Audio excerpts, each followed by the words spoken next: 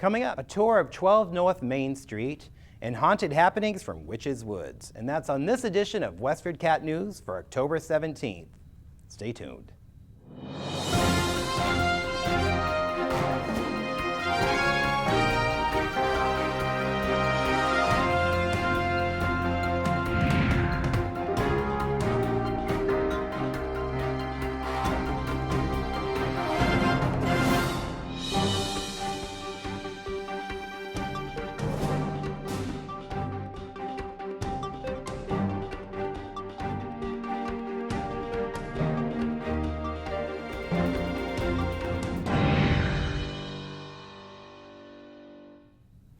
It's October, and that means there's many haunted happenings going on. Our very own Andrew Sylvia went behind the scenes at Neshoba Valley ski area's Witches Woods. I was his cameraman. Let's take a look.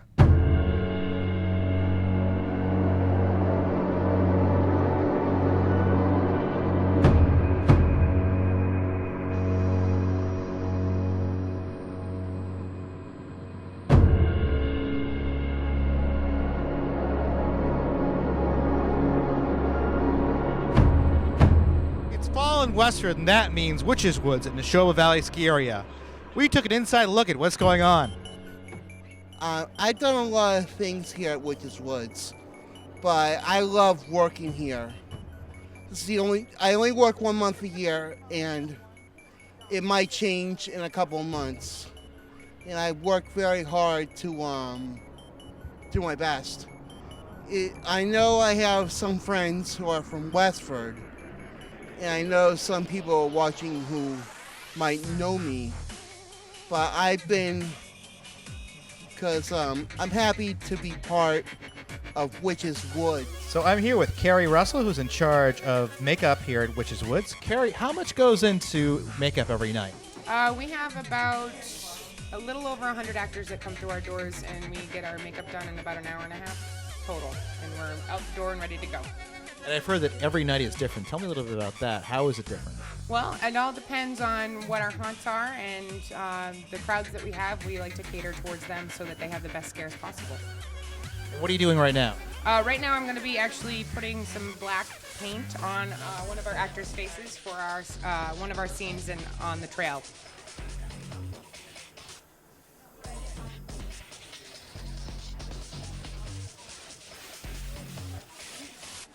The majority of the zombies that we have will get the latex, and Jen here is one of our narrators, and the majority of the narrators that we have here do get the silicone as well.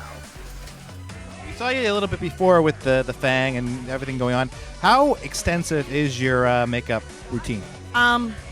It depends on the day and the time. Basically, I start with the base, and then I go in and visit with Ani. She does all the silicone work. I add some basic, like a lipstick, and then I go back in and get the airbrush and veins. Really depends on what the time allows. How did you get into this? Was hanging out with an old high school friend at his friend's house, and Brian Brandt walked in, and it was his apartment, and he's like, "Do you mind being cold and wet?" And I said, "No." And he said, "Okay, you're hired." And I had no idea what was going on. And the next morning I found myself here at last day of orientation, and now it's 11 years later.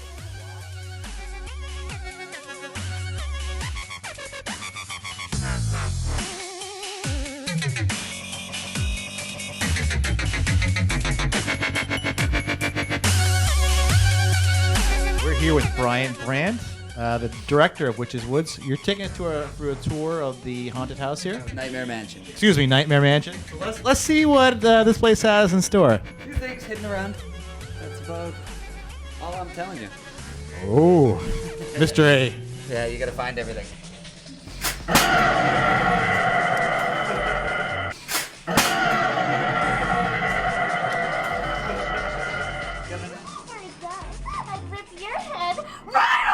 So I'm here with Pam Fletcher, marketing director for Witches Woods. Pam, thanks for joining us.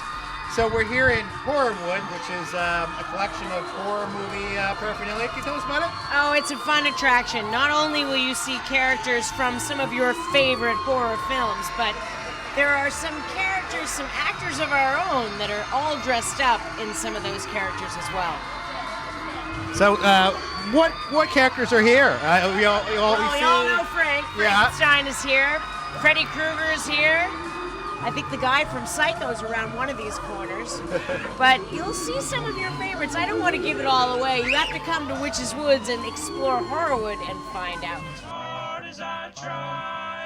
More information on Witch's Woods at Neshoba Valley Ski Area in Westford, Mass. can be found on their website at witcheswoods.com.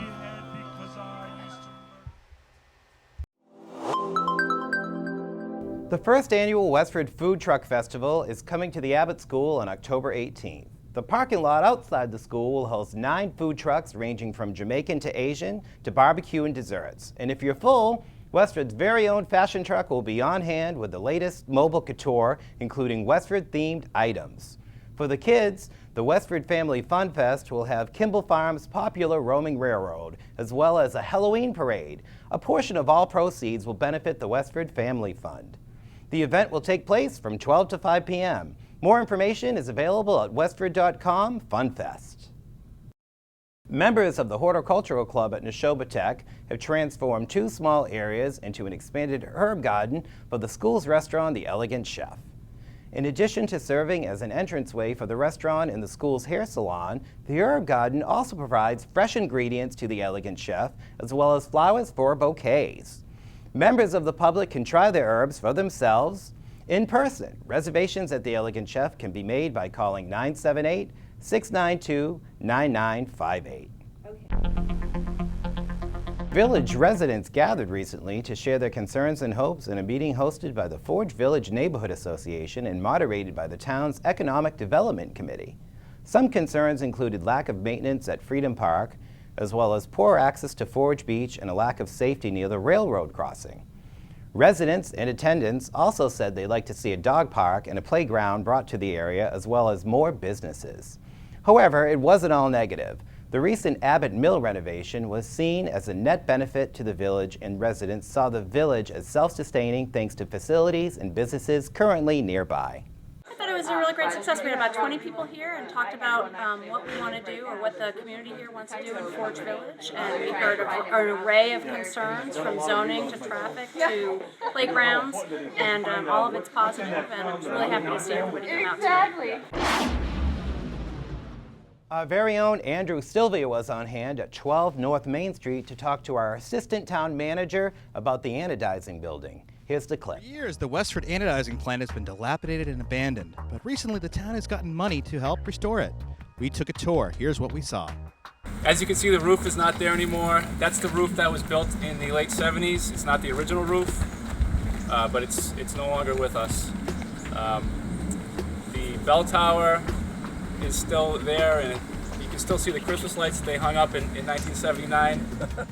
This building was built in 1860.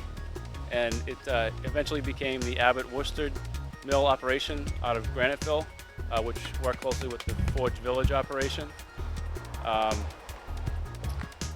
And it had various uses through the years, most recently as a anodizing operation, which is, in simple terms, metal plating on making things that are metal really shiny by adding a treatment to them.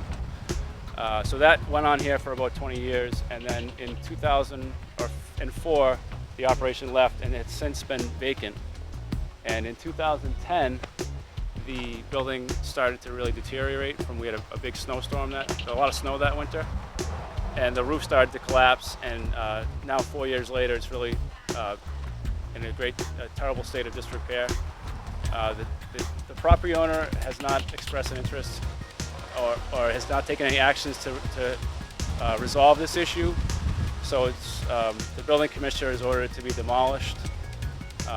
Before we can do anything to the site, we need to fully understand the environmental implications and any abatement that will be required.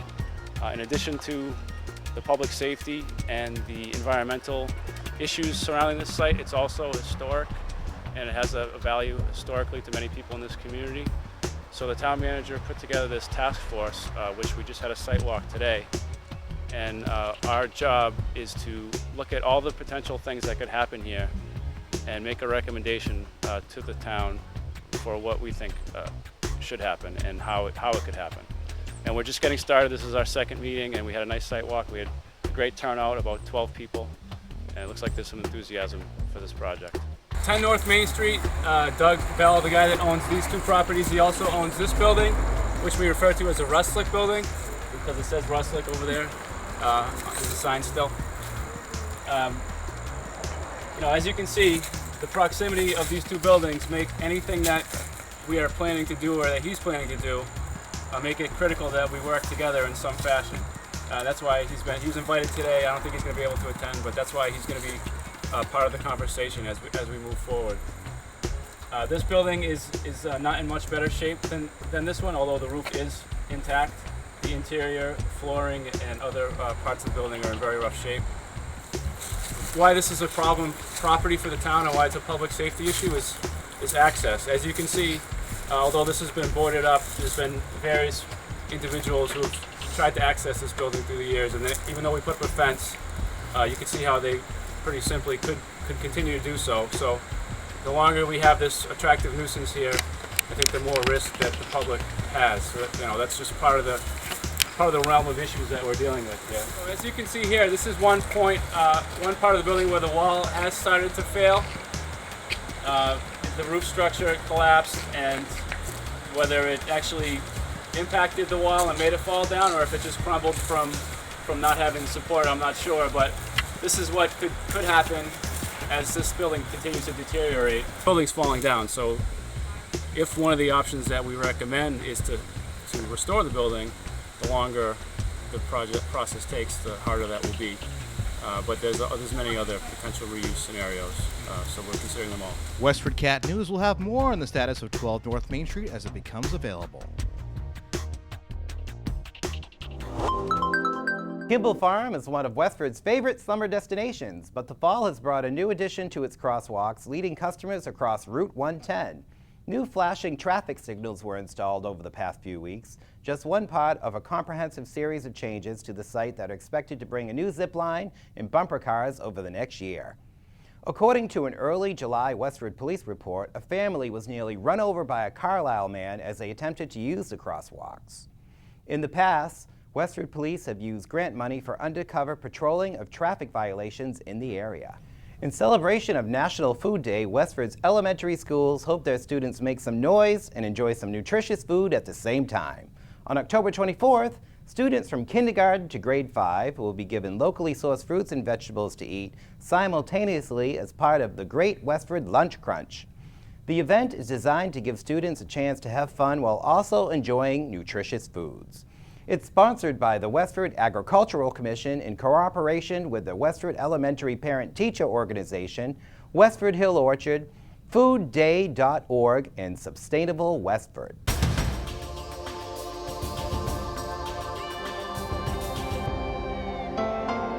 We're introducing a new health tip on the show, and here's our very own Rekha Sharma with the benefits of honey. Hello everyone, my name is Rekha Sharma, and today I'm here with a health tip for WestfordCAT News. As you know, nowadays a lot of use of honey in the products. So today I'm here to discuss with you health benefits of honey. Honey is a rich source of vitamin B6, iron, phosphorus, calcium, magnesium and zinc. It is a natural immunity booster, energy booster, anti-cancerous, and it is a natural probiotic. But at the same time, it is restricted in kids, which are less than 1 year of age. In Ayurveda, it is defined as Yogavahi. Yogavahi means honey has the capacity to penetrate into the deeper tissue. So why not to buy honey? Please go ahead and add it to your daily routine. So see you soon next time with a new health tip. Thank you, Rekha. That was great to know about honey. I know I've been taking it, and we'll see you again on the next show. Earlier this month, Littleton Road's Red Hat reported that it will sell $700 million in bonds to help buy back its own stocks. The bonds will mature in 2019, and initial buyers will be given access to an additional $105 million in bond offerings within a month of purchase. In addition to repurchasing the stock, Red Hat also hopes to use some of the money from the bonds for general operating expenses as well as for potential future acquisitions. Red Hat has spent $80 million buying back its own stock over the last 2 fiscal quarters and reported $1.3 billion in cash on hand at the end of August. Sonos announced Michael Swade as its new Senior Vice President of Sales and Marketing. Swade was named as interim marketing head early July after the resignation of Todd Abbott. Abbott was Sonos' former executive vice president of strategy and go-to-market, and stepped down shortly after disappointing second quarter earning reports. Prior to Sonos, Swade served at companies ranging from Lucent to Avaya and Polycom. Sonos has offices here at Westford at Technology Park Drive. Westford Academy's football team notched its first win of the year, defeating Waltham 23-0. Here's a look at the 4 scores from the game, courtesy of Patty Stalker. Number 1, Greg Fitzgerald, the ball carrier. Play is good for a Westford touchdown run. 1-yard touchdown run by Greg Fitzgerald. Connor Dagenhardt's pass is complete to number 11, Nicholas Fiorello. Play is good for a Westford touchdown. Dagenhardt to Fiorello, 5-yard touchdown pass. The kick is good. Making the score, Westford Academy 17 and Waltham 0. Connor Dagenhardt's pass is complete to number 2, Thomas Jacobson. Play is good for a Westford touchdown. 9-yard touchdown pass. Dagenhardt to Jacobson. Westford Academy is hosting the Dual County League Cheer Competition and volunteers are still needed. The event will take place on Thursday, November 6th at 6:30 p.m. Volunteers will get free admission and student volunteers can obtain community service hours. For more information, email Lori Carney at Comcast.net or Loftus333@Verizon.net. The Westford Museum will host local writer David Brody as he presents a Q&A on his latest book, The Oath of Nimrod, Giants MK Ultra and the Smithsonian Cover-Up. The event is free and will take place on October 21st at 7 p.m. On November 5th, the museum will also host the annual Westford Historical Society meeting at 7:15 p.m. For more information on both events, please visit westford.com/museum. The Westford Business Association kicked off earlier this month and now it wants to hear from you. Future classes and speakers are planned, but the association is looking for input on what direction it should take on those initiatives. Anyone with ideas is encouraged to contact the Westford Business Association. Contact information is available at westford.com/WBA. For Westford homeowners, time has come once again to pay local property taxes. Payments are due by November 3rd and can be made inside Town Hall from 8 a.m. to 4 p.m. Monday through Friday. You can also pay online at selfservice.westfordma.gov/MSS. Leave your bill in the drop box outside of Town Hall or mail your bill straight to 55 Main Street, Westford, Mass. Join us for our annual WestfordCAT Studios Halloween party.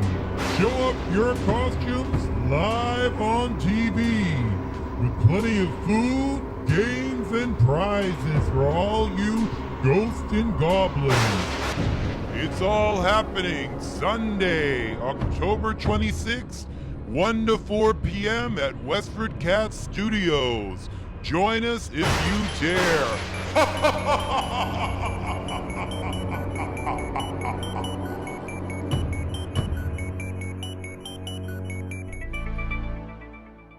In 2011, a difficult collective bargaining agreement between Westford's teachers and the school committee led to a bitter compromise that required sacrifice but saved jobs. This year, a new teachers' agreement was ratified with much less effort, although it has still left concerns over whether Westford is paying its teachers enough compared to nearby towns. School Committee Chairman Tom Clay received a letter from Hio Kester on the issue, and he provided his answer during the October 4th School Committee meeting. Here's a clip. A competitive market where teachers can change jobs. There's a lot of transparency more and more every day about what people make in different places.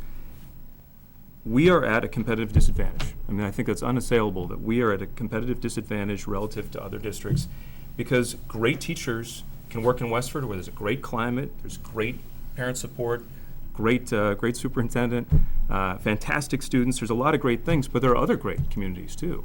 And great teachers are going to have choices amongst those great communities. We are undeniably at a competitive disadvantage. And I think the question for the town is, do we want to be at a competitive disadvantage? Does that serve student success, and is that really what our interest is? Several school committee members shared similar sentiments, such as those as Erica Cole.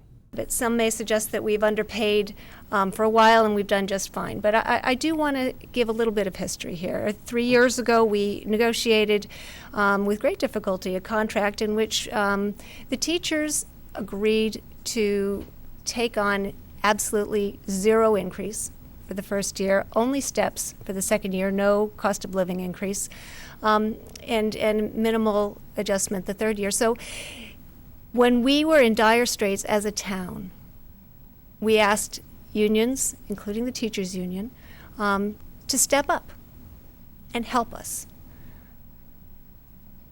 To me, this is an ethical question. It's a moral question. Who are we as a community, who are we as a people to say, please step up when times are hard, but we're not going to do the same things when things improve. We're not going to return. We're not going to do the same thing in kind. I think that it says who we are as a people, whether or not we treat others as they've treated us. A plan to get Westford teachers to 2014 statewide average salaries by 2017 was questioned by school committee member Arthur Benoit, who mentioned that inflation and cost of living increases will likely raise averages above where they are now. Westford Education Association President Jason Humphreys told the board that work still needs to be done. I would have to say that the last negotiation, not the one that we just finished, but the one prior to that, really increased the awareness, our awareness of where we were standing in competitive markets. And it was just as eye-opening to you as it was to us. And so this next round of negotiations, I think, was positive. I think most people feel as though it's a step in the right direction. I think we feel as though the town is trying to address this problem, and the negotiations played that out. We still do have to face the facts, though, that we're still far behind. And we are, as Arthur, you were saying, not even catching up to the average in 3 years. I think that's the biggest problem, is we think we're catching up to the average in 3 years, but we're not. We're 3% or more behind. It does not leave a satisfying taste by any stretch of the imagination, other than to say this is much better than where we were the last negotiation.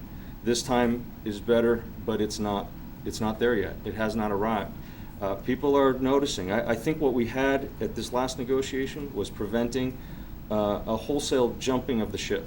I think many people have given Westford the benefit of the doubt that they will take care of this, that the town will take care of this, and people were waiting for this last negotiation to just really see, and I'm talking embedded teachers when I say this. I mean people who have been living here for a long time, who've been teaching here for a long time, who looked at this negotiation and said, what's going to happen with the future of Westford Public Schools?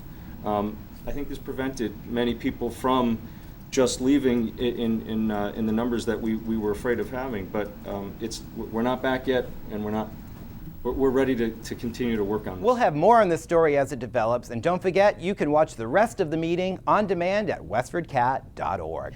This October, voters will be asked to take action on 7 warrant articles, including the potential purchase of the former Drew Gardens property and a piece of undeveloped land in northern Westford known as Timberlake property.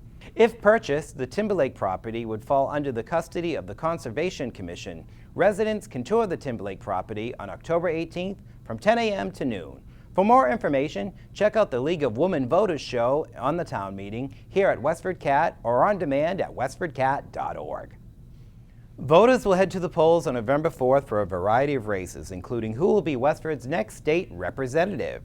Here in Westford Cat, our very own Patty Stalker sat down with incumbent Jim Arciero on her show 30 Minutes. Arciero's opponent Dennis Galvin was also a guest on Second Opinion. Let's take a look at clips from both shows. The question is, we always expect, I guess, the towns to some extent to be kicking in to help the gateway cities and so forth. And I understand there's a quid pro quo sometimes up there, but I mean, is there accountability for how this is managed once the money gets to the places that the legislature decides to go? We have no control of that here in this town. That's correct. We basically, our revenue, our state revenue, income tax revenue, and other revenue, sales tax, goes directly into Beacon Hill. You mentioned the gateway cities. There's about 10 or 15 seriously depressed cities in Massachusetts. To the point where there's no longer a viable tax base, and the state is supporting those communities to the tune of 50% of their operating budgets. And I don't see any effort made by the legislature or this governor to try to reverse that situation so that more revenue can be freed up, returned back to the cities and towns. We're supporting those communities. And we're one of the fastest growing high-tech regions anywhere in the Commonwealth of Massachusetts, if not in Middlesex County for sure, but definitely the Commonwealth of Massachusetts. And a lot of that has been through the great public and private partnerships we've had here in the district. And as you see here at Red Hat, it's a fine example of that, a situation in which Red Hat was going to move their headquarters, and this campus in particular, out to the North Carolina or the California area, and we were able to leverage a tax credit of $3.4 million to help them stay here and to grow here. And they were able to add 180 new employees. So now we're almost up to 400 employees, and this brand new addition you see to this campus is great. The governor was out here about 2 weeks ago for the official ribbon cutting, and it's something that Senator Donahue and I worked very hard on, but it's also the great public and private partnerships, because we worked along with Paul Cormier, the president of Red Hat, and his team here in Westford, right with each other along the way to advocate effectively for this tax credit, to have them stay here and grow here. Patty Starker with Jim Arcero in front of Red Hat. We're throwing it back to George in the studio. We'd like to thank you for watching this edition of Westford Cat News. And if you'd like to get involved in this show or make one of your very own, you can register for one of our great classes on our website at westfordcat.org. Our next class will be an introduction to video editing using Final Cut X on Tuesday, November 28th at 6:30 p.m. And I'll be your instructor. We'd like to remind you, don't watch TV, make it. For all of us at Westford Cat, we'd like to thank you for watching. I'm George Cox. We'll see you again next time.